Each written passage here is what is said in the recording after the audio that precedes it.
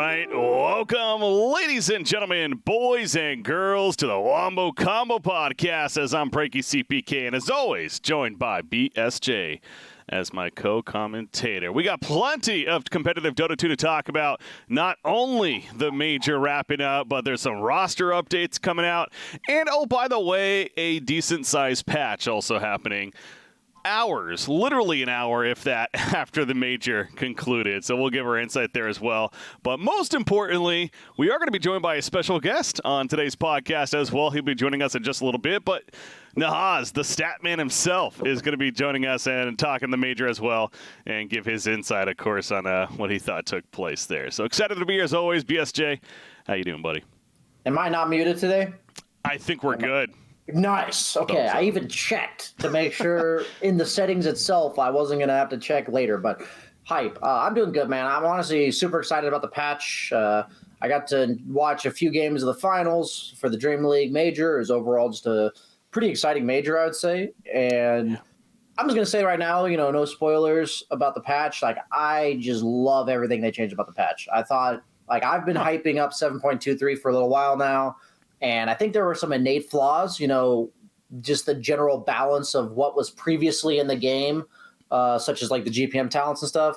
And I think that they just did such a perfect job of figuring it all out, how the new neutral items and the outposts are going to fit with the rest of the rules of the game. And I'm actually super excited to continue trying out 7.24. So, and there's also so much going on right now. I was usually every week with you, I'm we're going to have something to talk about, right? But this week, there's just so much. So I'm looking forward to this podcast. We also, obviously, like you said, have a really fun guest. So yeah, it's gonna be a good time. Yeah, we try to at the most keep these podcasts to an hour. Really, that's our maximum limit. But as you pointed out, there's some content here today, so we'll see. But we'll try to keep it around there at the very most. But yeah, you already talked about the patch. We will be discussing that more later on as well. But of course, starting with the major and it wrapping up, and I 100% agree with you off the bat. I mean, it was entertainment, man. This major, the group stages we talked about in the last week's podcast show as well.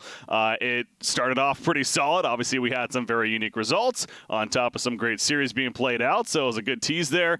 And it kept it going, really, throughout these playoffs, all the way through a 5-game best-of-5 finals. We do not get a lot of those in the grand finals of these major tournaments, of course.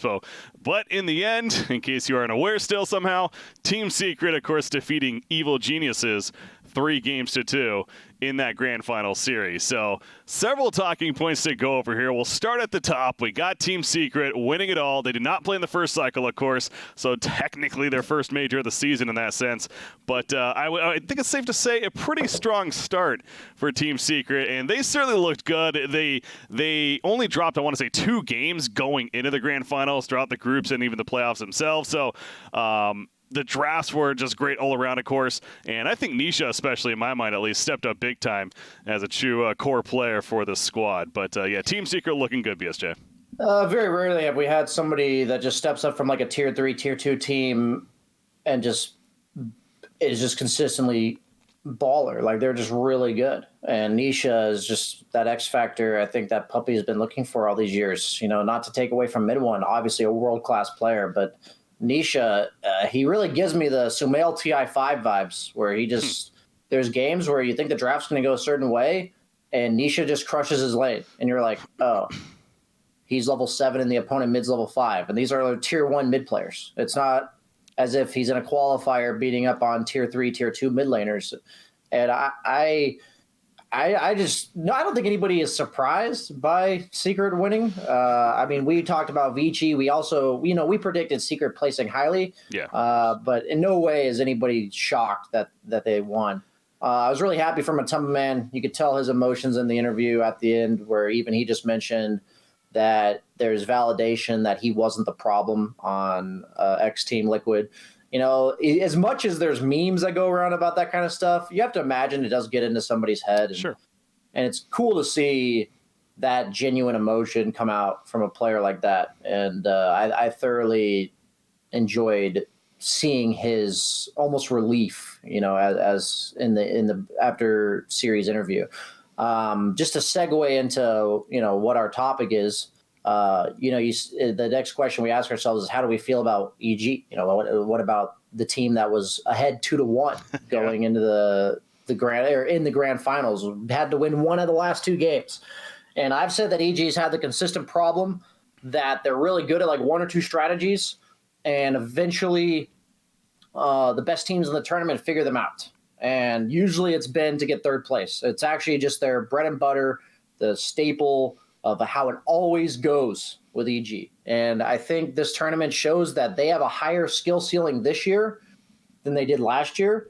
They made it all the way to the third game of the finals that it took Secret to figure out. Heen even said in the finals interview, how much changed in their eyes of the meta just from that best of five.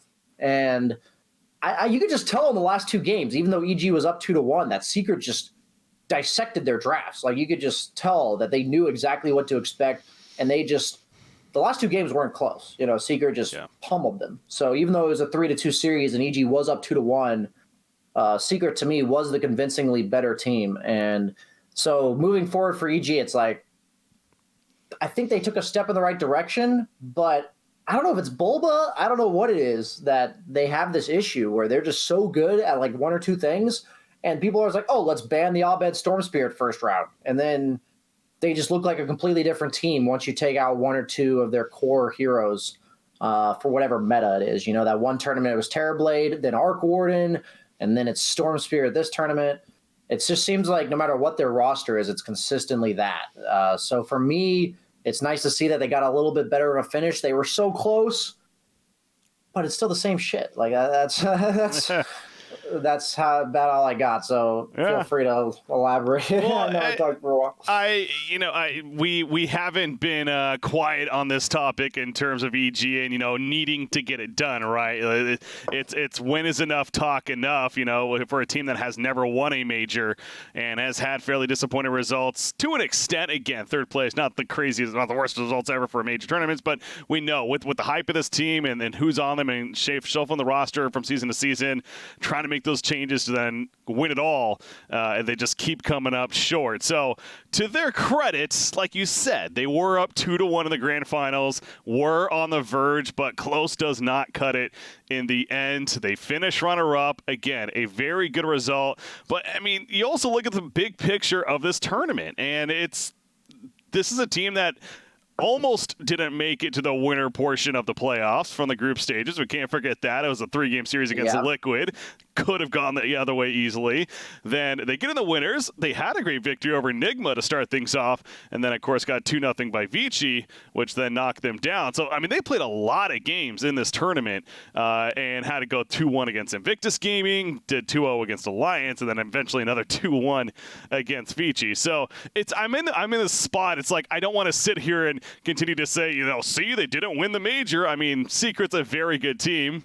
Arguably could be the best in this year. We'll wait and see.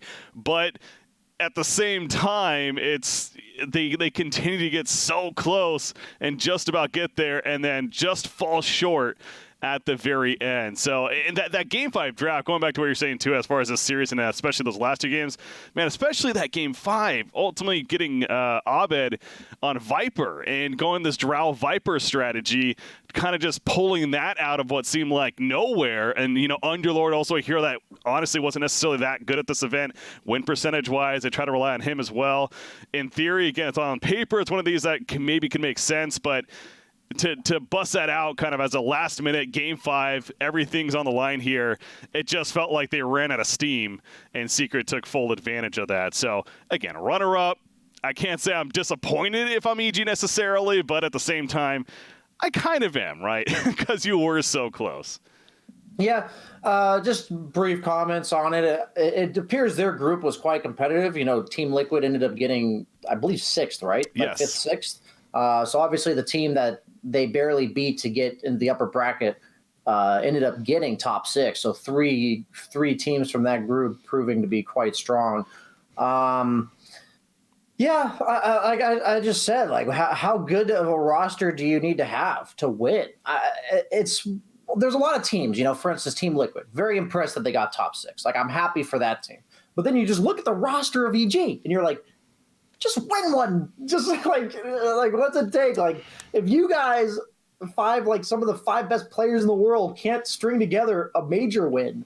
What is wrong? Like, it's just funny to think, like, of all the teams in the world, there's not very many that you are just like, they should freaking win one. They should win.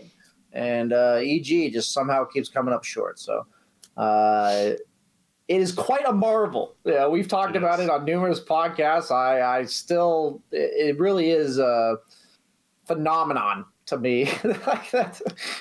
I don't know. There's 3 more majors left, and then of course the ultimate major, and that being TI after that. So in a sense, they kind of have 4 more chances this season to really make this roster and show. And of course, the ultimate is TI, right? Like, even if they don't win any major in the regular season, TI is what matters in the end. So it comes through there, then that's everything's forgotten. EG is who they are. But yeah, for the roster and everything, it's they need to. They really just need to win one of these majors, if not be a TI at the end. It's almost like, in a sense, it is kind of unfair to say that, but I go back to, it's like there's that part of me that thinks it's a little unfair, but then there's that part of me, man, this is an organization that hypes itself up as they deserve it to an extent, but in the fan base is huge. We know the players are all very, very skilled players.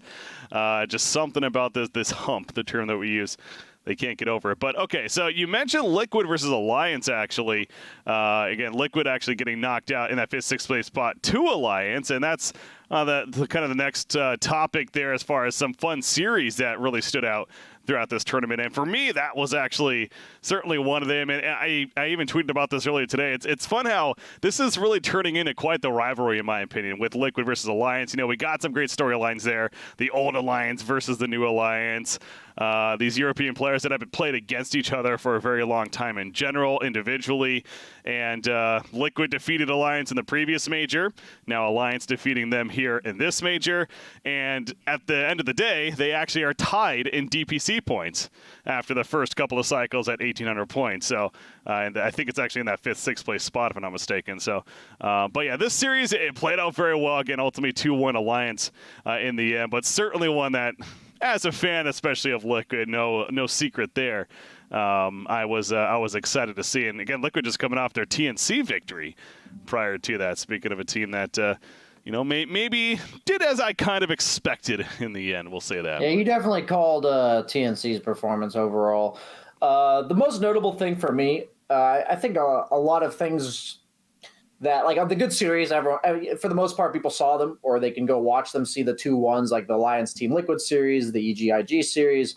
There are a lot of 2-1s in this tournament, and at least in the lower bracket and the first round of the upper bracket. The later stages of the upper bracket were not so close. But the big thing for me that I highlighted last week that I was really wrong about, that was kind of cool, was I was really skeptical about the quality of the bottom 8, coming out of the group stage. And it actually turns out that the first round of the lower bracket, the first round of best of 3s, 3 out of 4 of the lower bracket teams actually won. The only team that dropped down from the upper bracket that won was IG. Oh, wow. Fnatic, Na'Vi, and Team Nigma all lost their first round of the lower bracket. So 3 of the top upper bracket teams dropped out in 9 through 12. So I thought that was probably my interesting stat for the tournament. I thought that was pretty surprising to me. Obviously, Team Liquid going all the way to 6th. That's quite a good run comeback for them after dropping down in the group stage. And even just teams like Fnatic, you talk about EG, you talk about the disappointments of not winning. Fnatic's about the most all-star lineup you can have from the SCA region, and they're just I think they got bottom 4 first major, I think, and now they got 9th through 12th. Dota's a weird game, man. That's my only comment when I see stuff like that. It really is an anomaly of sorts to see that good of players just consistently place that poorly, and maybe that speaks that highly of the level of competition we see nowadays. I was also really excited to see Beast Coast, make it past the 9th through 12th threshold. Yeah. That's a team that I think everyone loves watching, despite the fact that they're kind of consistently in the middle of the pack, around 8th place in these tournaments. TI, they did the same thing. Last major, I think they did the same thing. They're just the funnest team to watch, I think. They're there's games where they're just like playing so sloppily and they're beating like tier 1, tier 2 teams. And I'm like, how the hell are they able to get away with so many mistakes?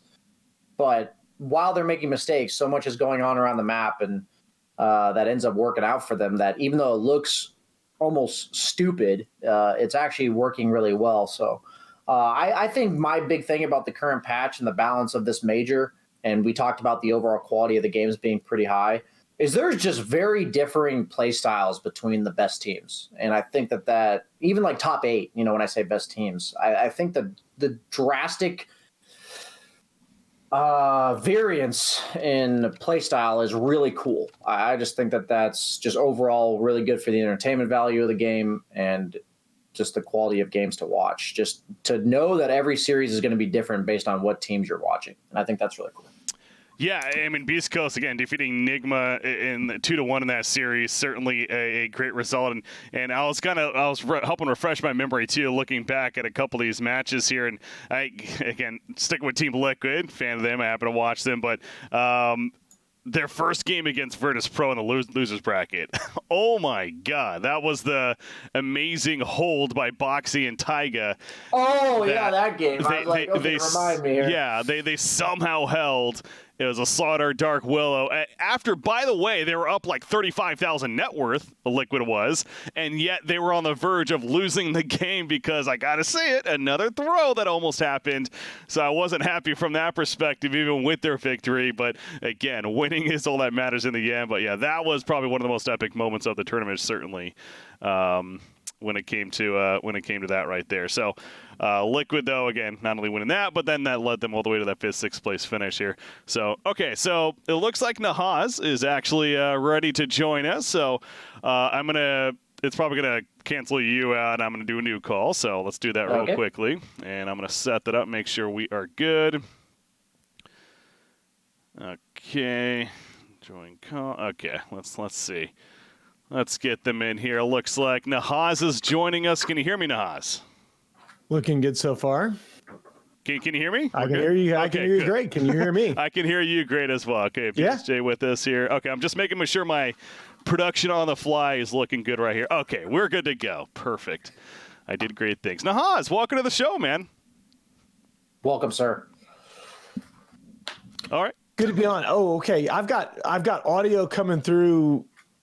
I was gonna say you're a little. I've got audio coming through the Twitch stream and not through Discord. That's odd. That's bad. All right. Let's see if we can figure this out. Let me see if I can fix that. I'm a connoisseur of technological problems myself. So. What is up with this, man? We thought we had it perfect with it initially today, and then go figure. You can hear me, right, BSJ? I can hear you. Yeah, you can hear me fine. So it's, 1 second. Should have fixed this beforehand. Oh, gosh. It's amateur hour over here once again. No, but Nahaz will be joining us here audio-wise shortly. But, again, this was an entertaining tournament. We had plenty of great series. You look back. That's actually a really interesting point that you brought up with 3 of the 4 teams from the lower bracket ultimately winning even that second series right there. Kind of shows you that just because you go to the lower bracket initially doesn't necessarily mean the end is there. But disappointing side of things, let's talk about that for a second. It feels like we good stuff. Can you hear me? Yeah, good to go. Okay, cool. Now you can. All right, First try. First try, no big deal. All right, well, so yeah, go ahead. So I heard you guys talking about the major. I think I'm a little bit more bullish on EG. The tournament felt like a coming out party to me for the Secret and EG rosters. I think BSJ mentioned earlier how Matumbaman really felt validated, and you saw, I think, glimpses of Secret's ultimate play style with him, where they're going to have a lot of these flex picks that are core flex picks in their drafting, where a particular hero like a Leshrac or a Morphling is going to be just so different depending on whether it's played by Nisha or by Matsu. And that's the kind of thing that a drafter like Puppy is really going to be able to exploit. And I think for EG, I think this was a coming out party for Ramses as an offlaner, because if you looked at that team throughout the one esports event in Singapore, they looked good at times. Obviously, they made the grand finals of that event, got swept out 3-0 by Vici. But Ramses was always kind of the question mark. And I thought that in this event, he looked really good as an offlaner. And there's clearly a lot of trust between him and Artur. That's a pairing that's had a lot of respect for one another going back a number of years. And I think that's, when I look at EG, those other two cores need to be people that Artur really trusts for him to play that sacrificial role. And I really like the potential of this EG team. I know it's going to be a story that they haven't won that Valve event with this roster until they do, but I think there's way, way more positives you take out of this than negatives. Yeah, I'm glad you brought that up about Ramses, actually, because I certainly noticed that myself. I know that he played even a fair amount of something like an Omni Knight, for example, a little bit more of that utility, not necessarily that core that's there to, take over in the later game. I know he played a bit of Enchantress as well that may have that ultimately herself. But, yeah, the Omni Knight play, and it certainly felt more comfortable, I think you're right, when it came to that utility. So there's positives for EG. I mean, there is no denying that when it came to this tournament. Again, finishing runner-up to a team like Team Secret, not necessarily disappointing, but Nahaz, isn't this just a thing, though? We constantly talk about this with EG. It's like they just get so close every single time. We know the skill is there, and yes, the Ramses is now the offlane, and he's still adapting to it. As you mentioned, he's getting better, but when is enough, man? When can we sit here and say, all right, EG's a disappointment now? Well, again, I mean, I think people underestimate just how difficult it is. These kinds of sustained successes. I know the story, we make the story about they haven't been number one, they haven't been the ones on the podium. But at the same time, I think a lot of people underestimate just how difficult it is to have the kind of sustained success over a period of years with different rosters that they've had. Look, Artur's going to win a Valve event. He's probably going to win a TI. I am not as concerned as I think a lot of others are. I think this roster is probably more likely to win a TI than their last one was, because quite simply, I think all three of these core players in particular are capable of both playing sacrificially, somewhat sacrificially anyway, and also just carrying the game. And I still think, I'll talk about this a little bit later when we get into OG and Jerax in particular, but I still think Crit is one of the support players to ever play. The other thing about this event, though, this was unbelievably competitive. Sure. This is usually a time of year where there's such a gap between the teams that have it figured out and the teams that don't. If you look at last year at Chongqing, there were 17 best of 3 or best of 5 series at the main event, and only 4 of them went to the maximum number of games. And at this event at Leipzig, it was 12 out of the 17 went to the maximum number of games. And it just, the level of competitiveness, yes, Secret for much of the event looked like the best team. Vici had a couple series where they looked like they may be dominant, but this was so much more competitive than you typically see for a major at this time of the season.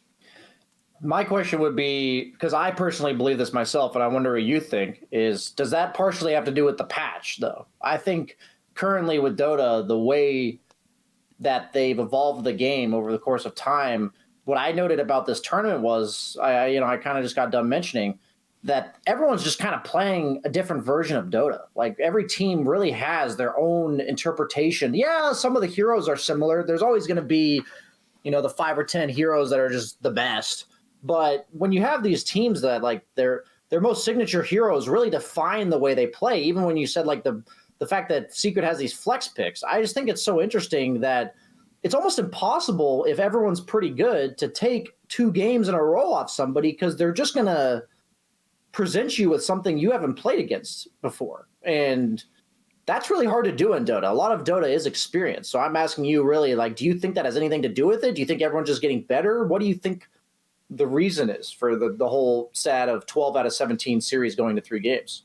Well, I think there are a number of things you can point to. I don't think it's any one thing. I will say this, that I think every team has caught on to the idea after the last two TIs and seeing what OG has done. And even, Puppy said as much straight out, drafting is the most important part of the game right now. And teams understand that they have to be able to play not only do they have to be able to draft well, but they have to be able to come in with a pretty good set of strats. You just can't do one thing and win anymore.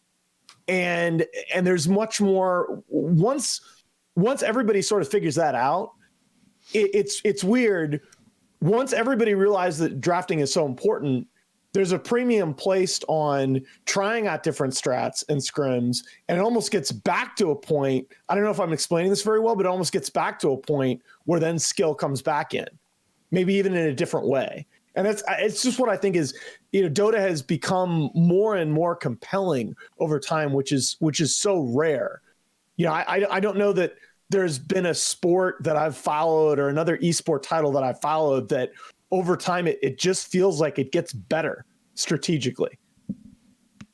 Yeah, that's a good way to put it, actually, I think. And kind of going back to this tournament as well, it was the second of this of the 5 cycles, but in some ways it was the first, right? Because we did have now Secret, we had Nigma in this case, who ultimately did qualify via the minors. Now, to be fair, both LGD and OG, as we know about them, not qualifying / not playing still, but it definitely was a step up from the previous major. So that certainly helped as well, I think, of the entertainment value and the close games, etc. But now we got a new patch, by the way, which again we'll talk about here just in a little bit more. But more adaptation, and that's what Dota is so good about, and the teams obviously have to be aware of that if you're going to be playing competitive. I mean, it's going to be shifting throughout the season.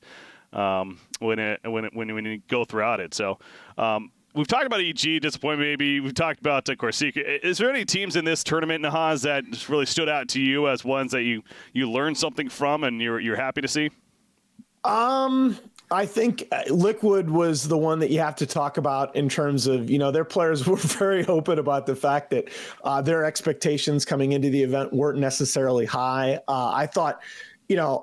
I thought the story Blitz told on panel was amazing about how they got there and weren't necessarily feeling their best. And Insania paid to have Taiga's girlfriend fly out on his own dime. And that made such a difference in his mentality and was part of the reason why, Taiga looked like a stud. And I'm not just talking about the Willow game. He looked like he is ready to take that step alongside some of the best 4-position players on the planet. And that, to me, is the number one thing that Liquid need to do to join that upper echelon of teams. It is very hard to win Dota. Again, we'll talk about OG coming up. It's very hard to win Dota these days without a bona fide stud at the 4 position. And I think Liquid may just have that. On the other side, as good as Vici Gaming looked, I have some serious questions about them. I don't think PYW is a 4-position player. I think he's a 3. He's a natural 3. That's what he's played a lot in pubs. That's what he's played so far in his career. I don't know that as the season goes on that he and DY are going to be able to replicate what we saw from Fade and DY last year. And make no mistake, that was the reason that Vici was so good. So that's kind of on the downside. As good as they looked in some of these games, I really need to see PYW slide a little bit more into that 4 position. Very interesting. I mean, and I've said it many, many times, and I'm sure you'd even agree. Whenever you have Ori and Paparazzi, now known as Eurus, though, you got those 2 cores, arguably the best duo core of any teams out there. I feel like that's still going to be an allowance to succeed if you're a team like Vici Gaming, but. It's interesting though, because we all say that, and my God, I mean, you look at the 2 of them play Dota, and how could you not, right? I mean, Paparazzi was very nearly the first guy to 10K MMR in the world, and he did it in China. That's ridiculous. Okay, I mean, if you've ever played pubs over there, it's a nightmare. I really want to someday, by the way. You don't. I mean, well. It's like you. Oh. It's hard mode. It's Dark Souls Dota. Wait, 1 or 3? What are we talking about, Dark Souls here? Fair enough. Well, 1 pisses me off, but that's another topic. No, I guess the point of Vici, that if you talk to the pros about Vici and what you need to do about Vici to beat Vici, the guy that they talk about is Yang. Okay. And last year, I felt like Vici had entire tournaments, right? Obviously winning a back-to-back major and minor, where they cleanly outplayed everybody 3 through 5. And that, like, you do that and you have decent cores and you're going to win. And I just don't necessarily, this is the point of year where I tend to look at teams more for their ceiling than where they are, because all of the teams that get to TI, the teams that do well at TI, the teams that finish like 12th place at TI are going to be so much better than the teams that we see right now. I mean, these teams improve so much throughout the season that I look for ceiling, and I just question whether that's really there with Vici. I know it's there, by the way, for Alliance. This Alliance squad, I think it's going to be a real factor. I think we're going to be talking about them quite possibly as people putting them in their pre-TI top 4. I think, We good? Yeah, my machine just sort of went dark there for a second. Sorry about that. I think Limp and Hoskin are playing. They've been around for a long time. Yeah. They are playing the best Dota of their careers. 33 has really refined his offlane play. And I mean, what can you say about Nico, right? He may be the kind of newcomer of the year this year. I was going to say, Nico Baby specifically, arguably the most improved newcomer, whatever award you want to give him in that sense. But yeah, just a newer player that came out, of course, last TI, and this season has been a great carry for a team like Alliance. I would agree with you there. Kind of going off what you were just suggesting, though, about a team maybe hitting their ceiling, something that I was really adamant about after the first major. TNC for me. And they won the first major, but just something about that team, in a lot of ways, that first major, they did it off a couple of heroes, the whole Earthshaker, the Night Stalker, they had some great play with in the position 1 for Gabby as well. But this cycle here, not nearly as good of a performance. They struggled in the groups. They had a poor finish, 9th through 12th place, I believe it was. I don't necessarily see or have high expectations for them moving forward. Do you agree? I think TNC is really good and is going to be fine. I think the writing was on the wall in terms of this event where it's hard because they're a team, they're still relatively young. They know that they're in TI, right? They've qualified. And it's really hard to sustain that level of success. I mean, it was Febby, I believe they brought in as a coach who, I think the read on that I heard from a lot of people was it's more they needed to find a way to kind of keep having fun and keep developing with each other and not end the season pissed off at each other, right? And that's when you talk about a team like Liquid, those little things like such and such a player is having a personal reason why they're not playing well.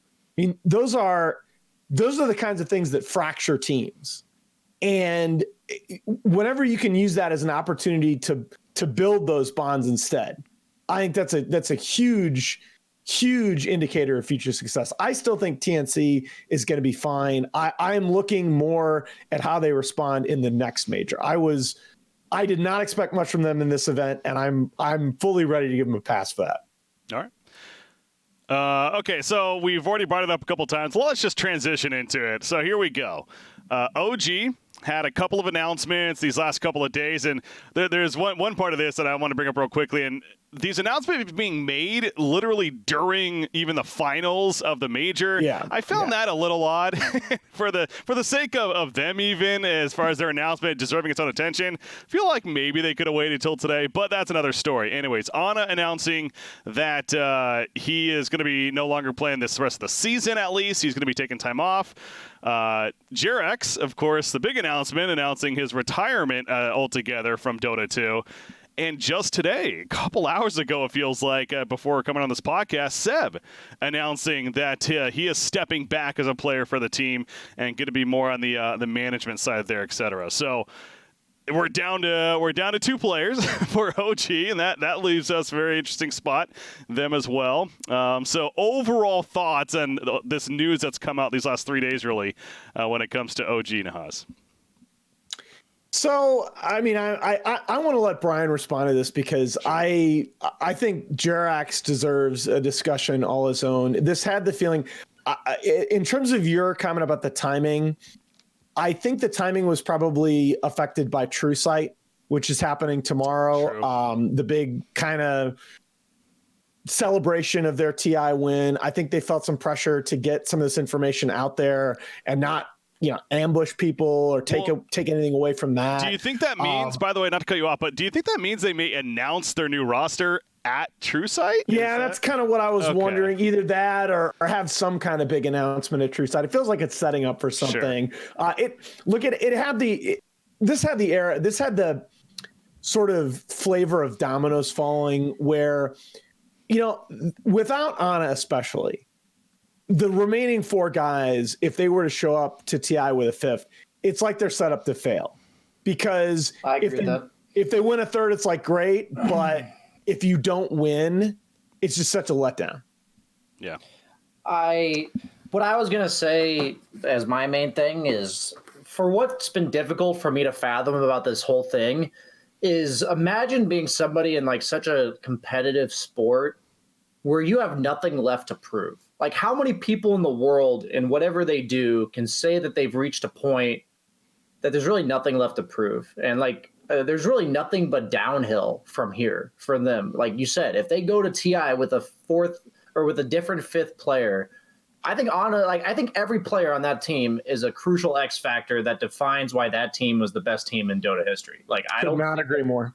I don't think that team is the same if you replace any single player on it. And I just, when I look at like Jirax's perspective, right, it's so hard to fathom what it's like to have that emotion of, wow, I've done it all. If you look back at his history, coming in through stacks, going all the way to Asia and playing on MVP. Yeah, that's right. His history is insane, and like what he's done to get where he is. Obviously some of the best players in the world are Han players. We'll give you credit for that. But it's such a marvel. It's just crazy, man.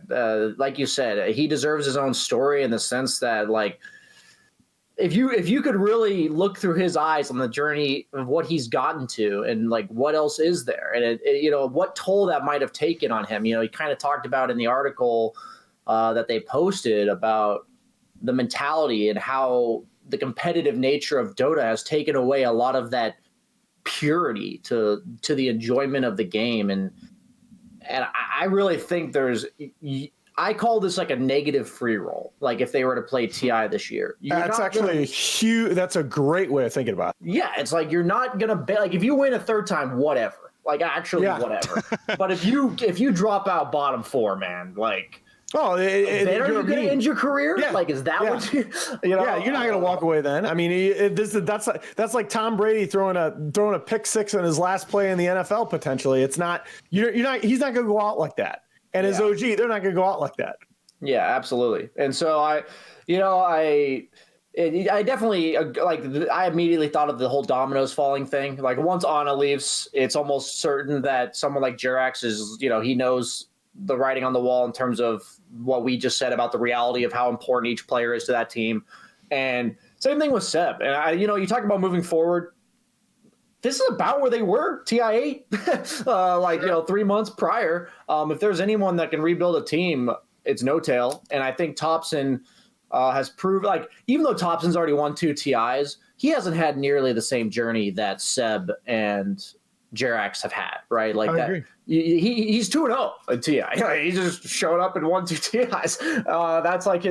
That's the extent of his competitive experience. And I think even though he's won 2, it makes total sense that he's out of all of them one of the most hungry in it. And No-Tail's just been a staple. I can't imagine Dota World without him, even though I do respect Jirax and Seb immensely. I do think No-Tail is just a pillar in the community of Dota. He's a player's player. I mean, he's just – there are so many things about what it takes to play and succeed at this game in the long term that he just embodied. Absolutely. I think he is he's just one of what I would call like the perfect players. Like no team in the world would be upset about having No-Tail on their team. And that's a pretty crazy concept, right? To think that somebody can be like that in a game that is so personalities can so easily conflict. So many little things can go wrong. It's the cruelest game. I get, just a couple tweets recently. I got a lot of people contacting me saying, "Hey, I relate to what you're saying. I'm trying to get good at Dota. I really want to go pro." Dota is the cruelest game I've ever played. Not even close. And it's just such a mental beating that you take playing this game long term. And so much of us identify with what No-Tail's been through. Seb is one of the sharpest guys I've met anywhere.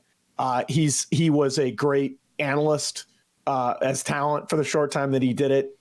He was one of the best coaches in the history of the game. And he's one of the best players in the history of the game. He is going to succeed whatever he chooses to do to esports. I actually, there's part of me, I kind of hope he steps back in a managerial role because I think he could do some great things in esports overall. He's got that kind of head on his shoulders. He's going to be fine and he's going to be around. Jerax, to me, though, this guy has changed the game. He came in. He made his big impact in Dota, his biggest impact in Dota, at a time post TI5 when the 4-position support, TI5 and afterward, was a farming semi-core. You think about how AUI played for EG. You think about how Zai played on Sad Boys EG before he took a break. He was a 4, and he was a very greedy 4. You think about how FY played the 4-position back then. I mean, this was a jungling, farming, we're going to go late game and we're going to have 4 cores against your 3. And all of a sudden you show up to the Frankfurt Major and Jerax and Crit, I give the two of them a lot of credit. Crit was actually the one that started with the team that eventually became OG, which was Monkey Business. Whereas at that point, Jerax was on 5 Youngs, which eventually became Liquid under Kuro. But they reinvented the 4 position as this ganking, roaming playmaker. And I think a lot of what's happened with the support position in Dota since then, where the support role has become so much more dynamic. We've seen it in patches. We've seen it now playing support. You feel like you're so much more a part of the game at every phase, including the late game now. And I think so much of that is directly attributable to those two players. Jerax, to me, you follow a game over a long period of time, and the truly legendary players are the ones that they change the way we all play. They leave this indelible mark. And to me, Jerax and Crit, that's them, man. They have had such a huge footprint on the game, not just their position. I like the patch came out after that announcement, and then Jerax tweeted about it. He's like, wait, never mind. Forget I said anything, guys, because of the whole Earth Spirit buff specifically. And that's, to your point, one of those heroes, of course, that he transcended and really made what we know it is today, or the potential, at least, of what can be. So, it's when it came to just raw skill, certainly Jerax, a fantastic player, and there's no doubt there. He's single-handedly responsible for why Earthspear got nerfed 20 patches in a row. Yeah. Must be some feeling to be able to have that kind of impact, of course. But, yeah, obviously, there's the argument you guys have brought up, and that's definitely a very, very good point. And ultimately, I think the point of, when is enough as far as you've hit that top point, now is a good time to retire, move on. These are still very young people in general, a lot of life ahead of them. But money, I mean, TI does bring a lot of money to the table, of course, especially winning it all. But to be fair, money isn't everything, as they say, and happiness, etc., yada yada. So that would be the one other argument, I think. But I think one big thing that I've been harping on for a couple of years now that needs to change is there needs to be an off season. Yeah, right now there is no off season. You are literally competing in the TI Grand Finals, and if you want to play the first major of the next season, you have to be back on online qualifiers 10 days later, and that's just ludicrous. I think this season is kind of setting a precedent for that more than others, to be fair, and that I think Valve is going to look at what happened this season with the first cycle, especially, and the team sitting out, and being like, okay, maybe there is something we need to do to make sure there is that break. So will there be? We'll have to wait and see. But I think we're all on the same page there, certainly. I will say to the defense of the organizations, I'm good buddies with Blitz. Obviously, he's been a caster for a while. He's the coach of Liquid for people who don't know. I was talking to him at the Singapore event, and even though there's no off season, organizations nowadays are very well aware that they can't expect their players to perform at 100% all year. They just can't expect it. So whether or not that's not playing in the small events, whether or not that's taking a major off, is that the ideal system? Absolutely not. But it has become much more of a priority for organizations to emphasize the health of their players, the mental health of their players. And I think that that's a step in the right direction.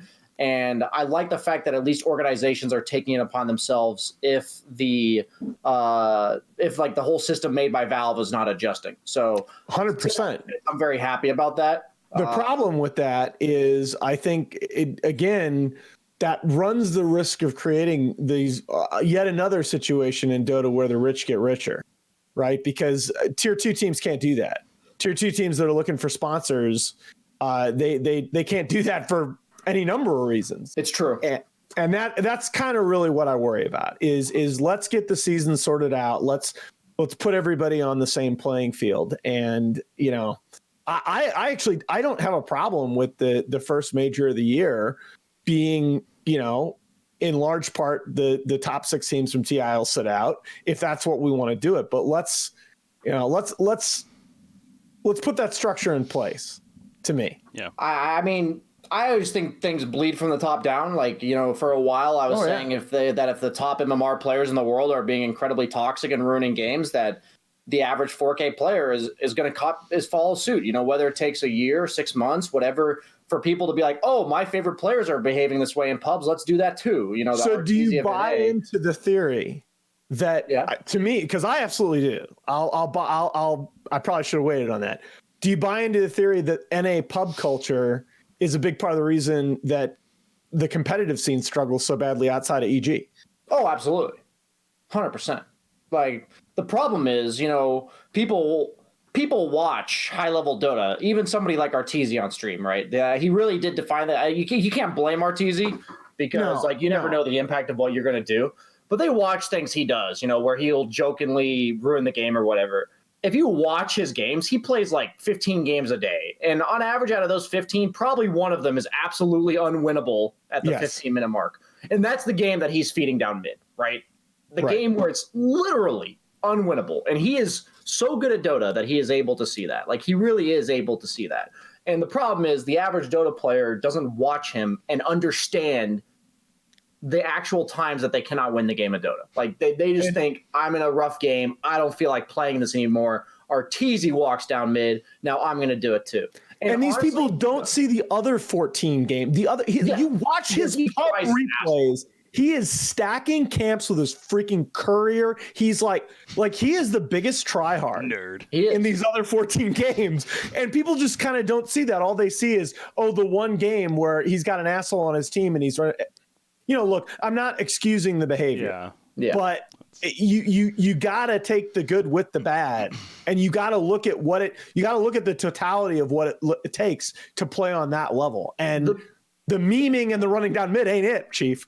Yeah, the majority of NA players, I really do think the problem with the region is nobody actually knows how to win when you're having a tough game. I don't know what it takes to just blow it into these people's minds. Did you guys not watch OG's 2 TI wins? Wasn't the definition 101 of their wasn't their definition of winning? Not everybody's going to have a good game. Yeah. Literally, he said that 100 times in interview. Yeah, 2 out of 3 cores at max should have a good game. The other guy, in pro matches, gets obliterated. And you have to be able to play from that situation. Yep. And you have to find a way to not be a liability. Yes, you have to be exactly, liability. That's actually the word I use all the time. You have to not be a detriment to your team. You have to be a way, figure out where, yes, you're not going to be impactful for the next, say, 10 minutes, But there's a difference between not being impactful and literally being an anchor. Like there's a big difference. And that is what I emphasize the most about the NA region. And I think it's proof why NA teams, it bleeds. It really does. Like when I played EU pubs, like I've been playing them recently because I'm living in New York for about a month.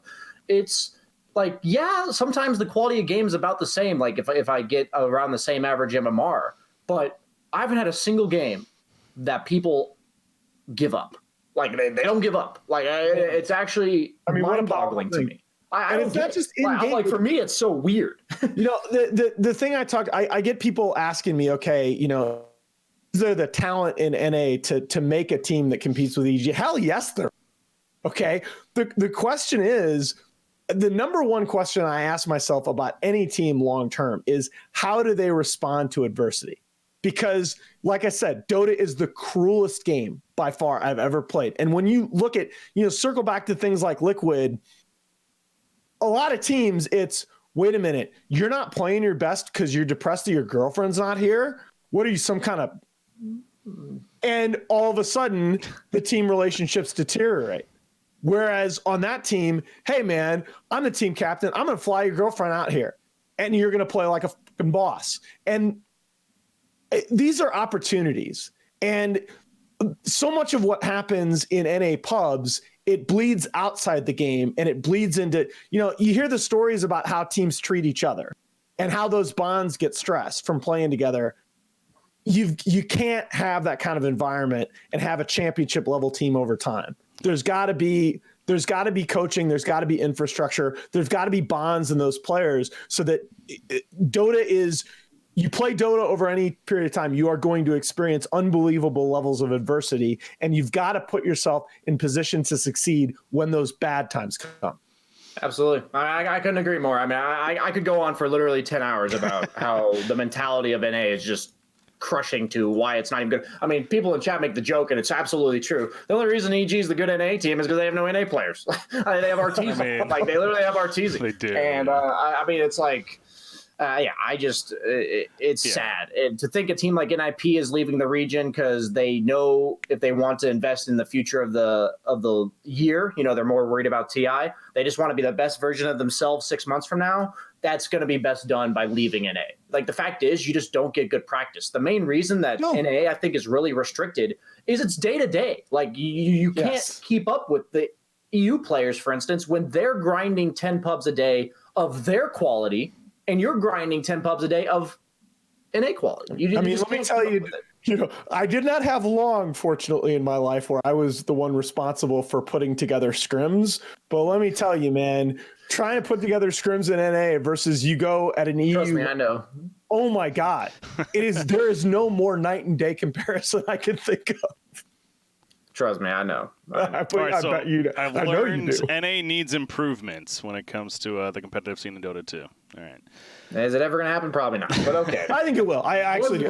Wasn't even on the subject of our list. But it was a little bit of a tangent. Just a little bit of a tangent. But I was letting you guys go. It was definitely good subject matter there for sure. So, but I do want to keep it going though because we are running a little bit long here. So, the next obvious question now, speaking of building a team, is, who does OG go for in terms of replacements? Now we know they essentially need 3 players. Right now it's just Thompson and Notel that's on the roster. And, I don't want to go too much into this, but maybe just giving some 3 names that come to mind. I'm going to do mine first. The one being Sumail. It has to be at least a thought, right? Because we've been talking about the season, how there's opportunities that have come up and like, oh, well, Sumail's available. Why not get him? Oh, well, maybe there's some EG contract still with him. Something's going on clearly behind the scenes because it seems like stuff would fit, but it's just not working out. So maybe this is why, right? Because this was ultimately in the plans for a bit longer. That's my belief, possibly at least. So Sumail would be one. Then I would actually look at OG Seed for the other 2 teams. There's a reason this team exists, right? And it's not just because I mean, it's a couple of reasons, but one of them has to be to maybe making sure these players are practicing on a very top tier level to ultimately provide them to be a part of the main roster. And I look at players both Zibe and Z-Freak as a result. Z-Freak, he's been a known player for a while now, arguably one of the better position 4 players, especially out of the USA or NA more so, and then arguably up there in the world as far as competing with the best of them. And then Zibe, he's a little bit newer of a player, but he has constantly been rising up and up. He does come from the Han days. He's been playing off lane for a very long time now. He's very familiar, and I believe NoTail is definitely familiar with him from the Han days, speaking of that. And he could fit in very well. It's just he knows his role when it comes to playing a very solid off lane. So those are the 3 names for me in those positions that I would go for. BSJ? Oh, go ahead. No, you go. Oh, I was just going to say that I think what they'll do a similar recipe for what they did for TI8, where I think they're going to add one X Factor player with virtually no experience that nobody's really ever heard of. Who that is, I really have no idea. Because if you had asked me who they're going to add for TI8, I would have never guessed Thompson. I'm going to assume that they're going to put the carry role as it's either going to be Sumail or it's going to be somebody like that. And then depending on, they're going to have one player like that. I think they're going to have one player that nobody's ever heard of, that they've seen in pubs, and NoTail just believes that he can mold into the player he wants. And then the other 2 players, I think, will be established players. So I think OG Seed has to have a purpose, whether or not it ends up being for this. I don't know what else it would be for. I really hope Sumail. I honestly, at this point, I've kind of become skeptical if he's ever going to be on a team. I'm not saying he's not, but it's almost like, is EG ever going to win a major? It's like, is Sumail ever going to end up on a team this season? Sumail was, for my money, Sumail was the best individual mid player at TI9. I can't.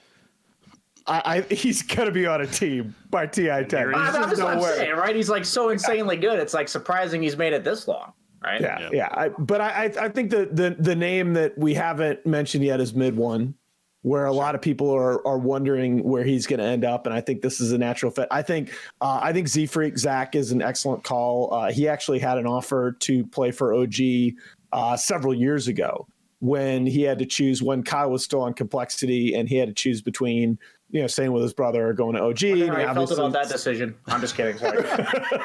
Well, maybe, but no.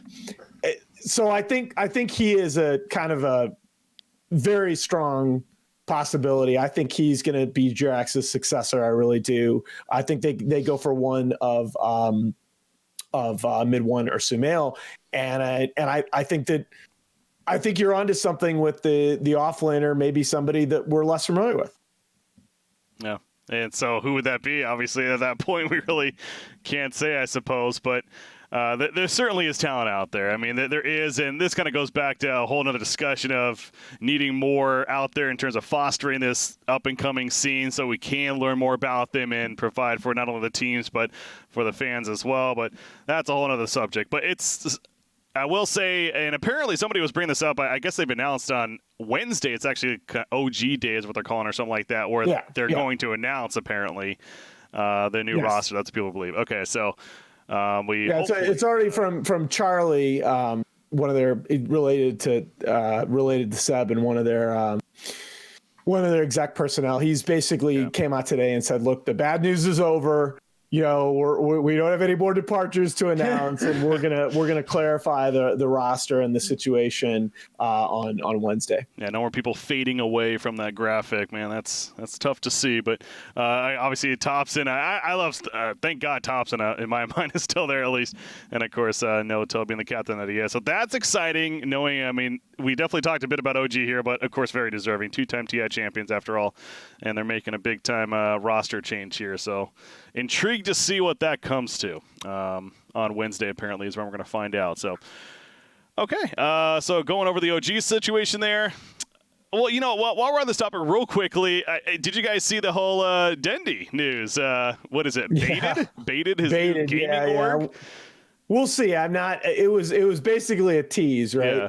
It was a good tease. I actually it was well produced. Yeah, right. The YouTube video was really clever. But I apparently need to watch this. I did not see this yet. You didn't see it? Yeah. So it's cute, but there's not much in the way of information content. Yeah. So. It's something to come of that, of course, and you got to figure. Obviously, it would be involved in Dota 2. Who that'll be, we'll see too. But so we'll look out for more news on that, I suppose.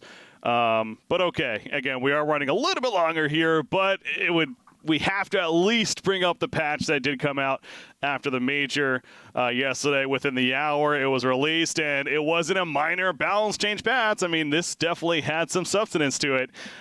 Some bigger changes certainly coming about, affecting the neutral items. Removing shrines, that's a pretty big deal. Moving the outposts and where they are now as a result, as well near where the shrines would have been, no longer there. So, Nahaz, we'll start with you. I mean, from this patch, just briefly, some bigger changes that really stand out to you competitive-wise.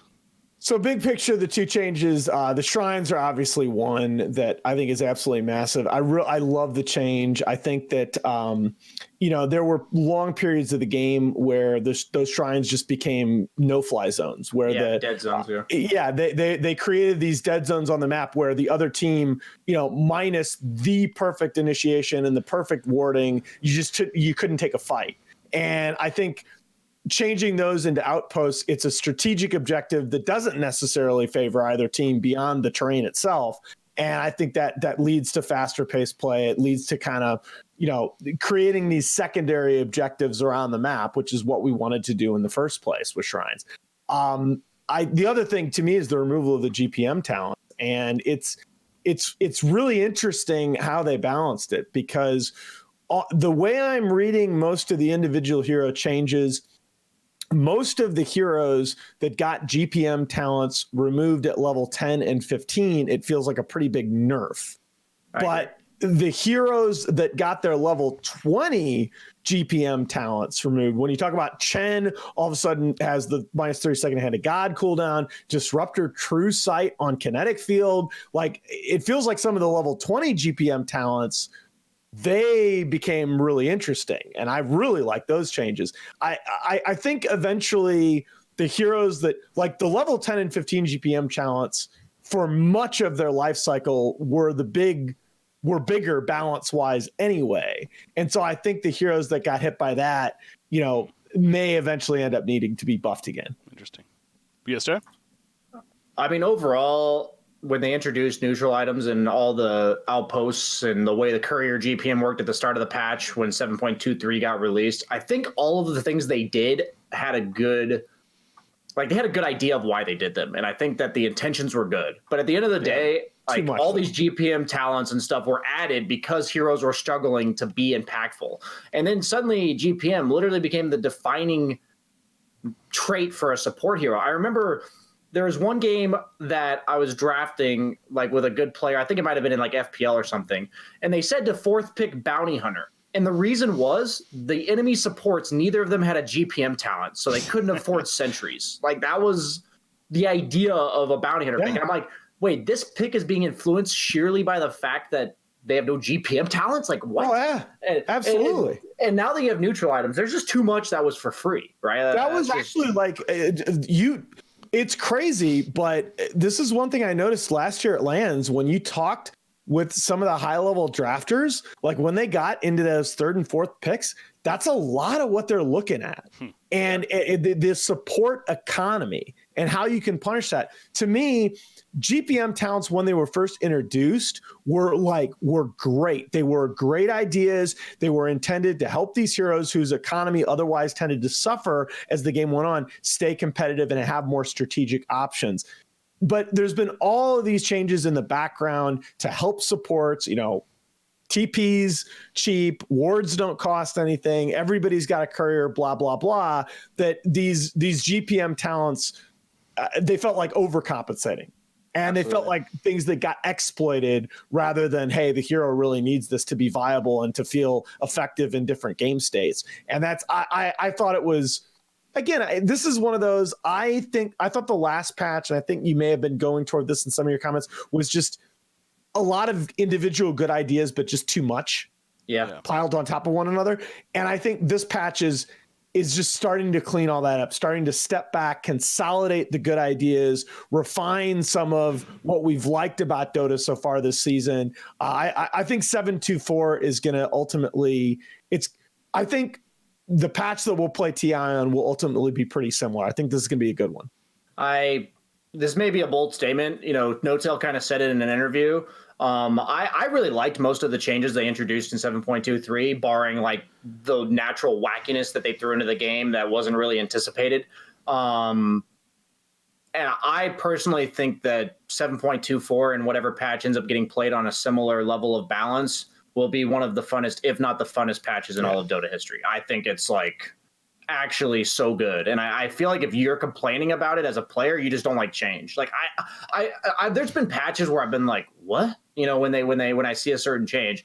I think every single change they made this patch was just so well thought out. Like that's what I was like, wow, like the way they fixed the neutral items, even the way they balanced heroes like PL and Slark, the way they like nerfed the broken heroes, but like not really, like they nerfed them slightly and then they buffed the weaker heroes slightly. I think a lot of heroes, because of the neutral items and the way that the game was played with shrines and everything, that the things on the map actually dictated which heroes utilized those things better, and those heroes were just better. And I think that those were almost more impactful on the balance than actually nerfing the broken heroes. I think the broken heroes were broken because they utilized the resources that were for free on the map way better than all the other heroes. So I think that people would be like, PL barely got touched, Slark barely got touched, et cetera, et cetera. But like, I actually think those heroes got drastically affected. Like even the Battle Fury buff, to affect Illusion heroes, and heroes like Jug and PA that were previously not viable, Anti-Mage that even though he was picked really didn't look very good.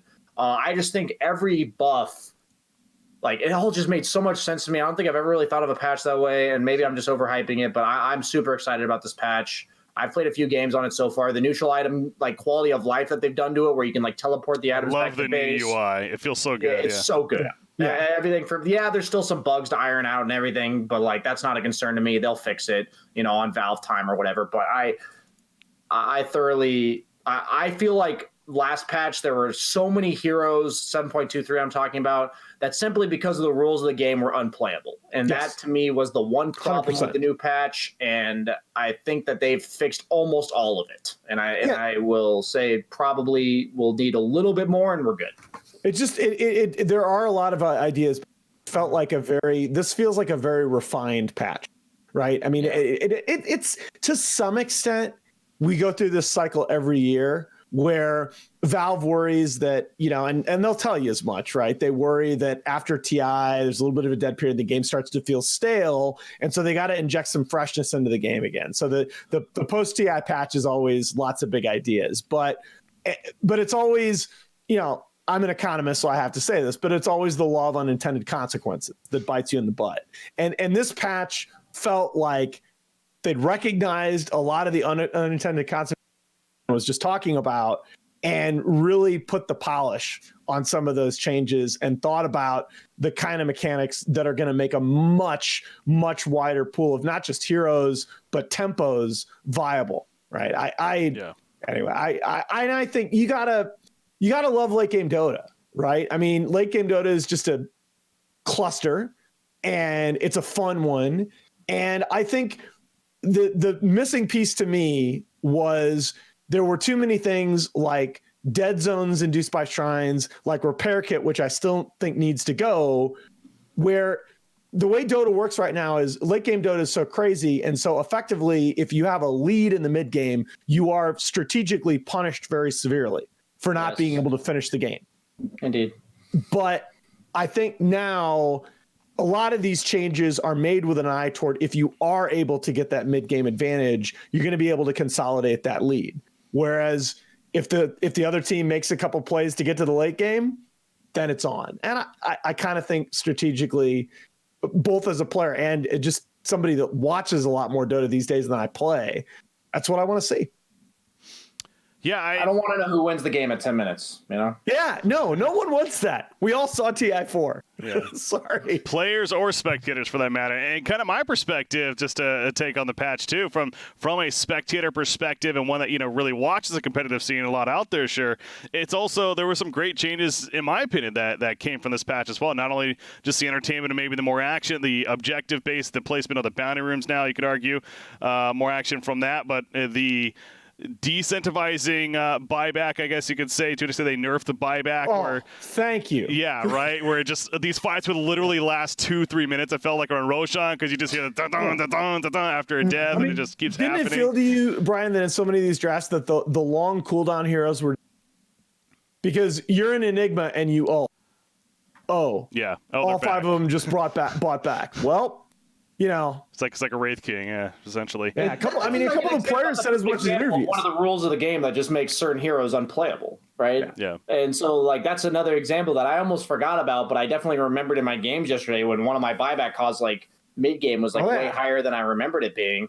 The balance of buybacks is, like, another mechanic that's very, very impactful to certain heroes. Like you said, if you're a long cooldown hero that is countered by buybacks, the power level of buybacking is drastically impacting on your viability. And I think that also heroes, even like a Storm Spirit type hero that are really good with buybacks naturally go up way better, or they drastically benefit from having those exist. So I just think overall, like, all the things that I hated about watching this patch or last patch, like if there was ever a game that I just really didn't enjoy watching for whatever reason, all of those reasons have been addressed. Whether or not they're perfectly addressed is to be determined.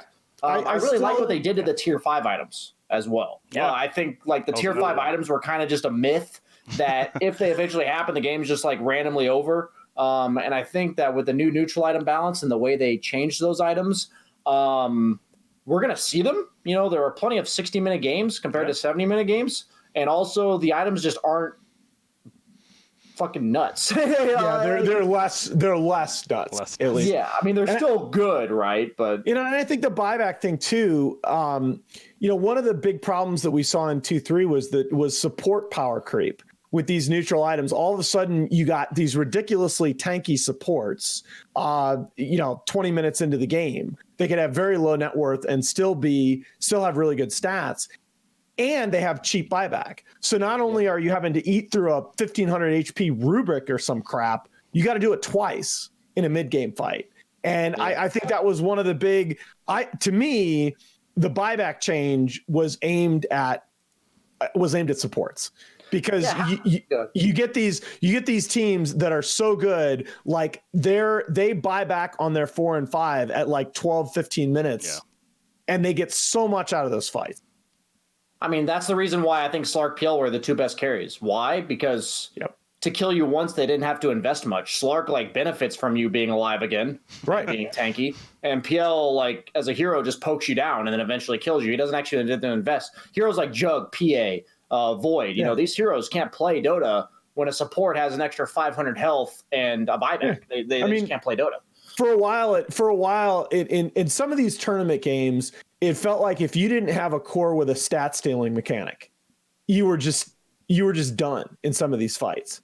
And I do think that several of the changes in this patch address that. Yeah.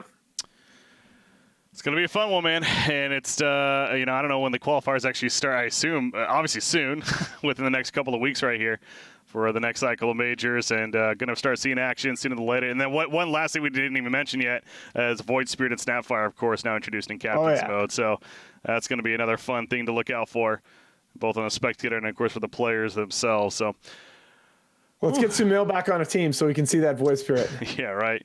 I'm ready. Something tells me, man, Wednesday's coming, and we may get some. Now, this actually on the note, real quickly before we start to wrap up here, somebody linked a picture in chat of OG and others at a dinner that they're at for True Sight tomorrow. Saxa is there in person, and he's another name that actually has been brought up as a possible replacement for position 4. So.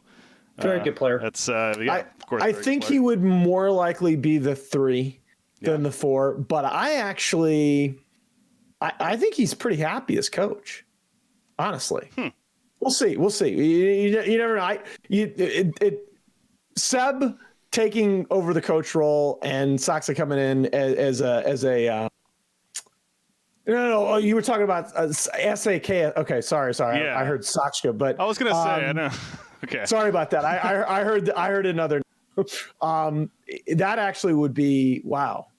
That would be another really good fit alongside Z-Freak. Sorry for the miss here there. Sox the tall one, right? He's the tall brown guy. Yep. That guy, yeah. Formerly a DC, I believe, right?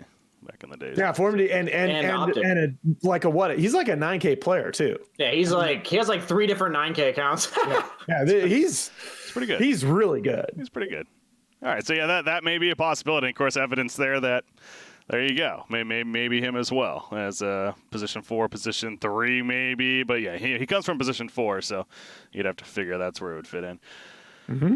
All right, I think we made it though, guys. A little bit over the time, but nothing wrong with that. Plenty of content to go over. Yeah, and there's nothing there really isn't anything wrong with that, especially having Nahaz on, and I really do appreciate you joining us, and always fun to talk with you. So, any shout outs, anything else from yourself before we wrap up? No, I shout out to the two of you guys. You're doing a great job with this podcast, and happy to come on anytime. Yeah, thanks for joining us, man. BSJ, you got anything? No, I've said enough today, as always, but even more so today than usual. So, until next time. All right, we are going to officially start wrapping up then. So, ladies and gentlemen, really do appreciate you guys tuning in. By the way, hit that follow button, and also subscriptions to the channel do help as well. Support Prediction Esports, the overseer, as far as these podcasts here for esports. Of course, this is the Dota 2 one, being the Wombo Combo, but definitely appreciate your support in any way. You can also follow us on Twitter, both personally as well as the Prediction Esports Twitter as well for more updates. So, shout out to you guys tuning in. Thanks once again, Nahaz, for joining us, and we'll see you next time. Next week, more Wombo Combo podcast action. Until then, guys.